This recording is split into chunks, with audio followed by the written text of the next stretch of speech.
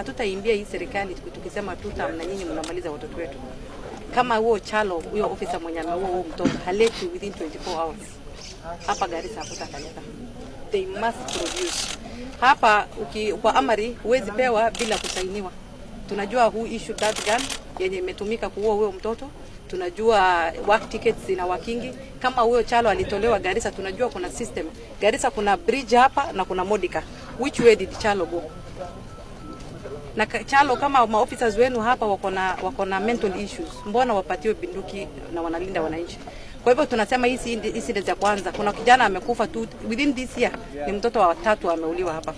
Mimi kama mama na niko na watoto rika ya mtoto ameuliwa sasa, sitakubali hiyo kitu ifanyike. And next time we will defend ourselves. Polisi akiua make sure tumemchapa hata yeye. Wakiua tuna defend ourselves because now tunaambiwa hapa kuna shabab, kuna shabab, polisi wamegeuka wamekuwa shabab hapa Garissa. Ukitaka kuua mmoja wetu, you make sure you kill me first before you kill the residents of Garissa County. Tumechoka, kila siku tunaimba, tunaanza kuleta condolences kwa Facebook, tunaongea na waziri, tunaongea na nani. Kama hii serikali itakuwa ya kuua vijana hapa Garissa, tunatoka hiyo serikali, hatuko tena. Tunapata ile serikali nyingine yenye itakuwa inalinda watu wetu. Msitufanye tuende kuimba hata sisi tupate opposition. Because we've been here, tunaambia fanyeni hivi, hamtaki kufanya. Sasa kama hakuna development, kama watoto wanauliwa, mnataka watu waishi hapa aje hapa? Na watu wa Mandera na nini? Si juzi tu tulisema borders zitafunguliwa.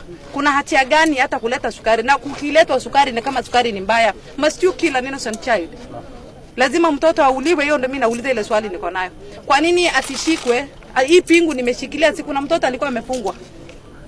Mbona unaua mtu wako kwa pingu, helpless child mwenye anakuangalia, unashoot at close range? Hiyo tutakataa.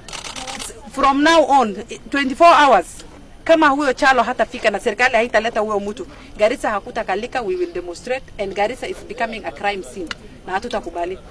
Hii station afadhali ifungwe, wafunge, we will govern ourselves. Nothing else. Kama mtu ataua mtu, haki ya kuua, an eye for an eye will work in this county.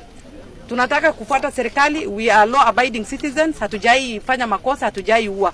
Lakini sasa tutaambia vijana wetu, mkipigwa mtembee kwa kikundi, mjizuie, msikubali kuuliwa kila siku.